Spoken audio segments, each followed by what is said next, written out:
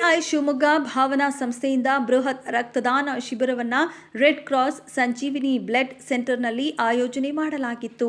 ಈ ಸಂದರ್ಭದಲ್ಲಿ ಮಾತನಾಡಿದ ಡಾಕ್ಟರ್ ಸಾತ್ವಿಕ್ ಅವರು ರಕ್ತದಾನ ಮಹಾದಾನ ಎಂಬ ಕಾರ್ಯಕ್ರಮದ ಅಡಿಯಲ್ಲಿ ಮನುಷ್ಯನ ಜೀವ ಉಳಿಸುವಲ್ಲಿ ರಕ್ತದ ಮಹತ್ವದ ಅರಿವಿನ ಬಗ್ಗೆ ತಿಳಿಸಿದರು. ಈ ಸಮಯದಲ್ಲಿ ಹಲವಾರು ಸದಸ್ಯರು ಮತ್ತು ಅವರ ಮಕ್ಕಳಿಂದ ರಕ್ತದಾನ ನಡೆಯಿತು.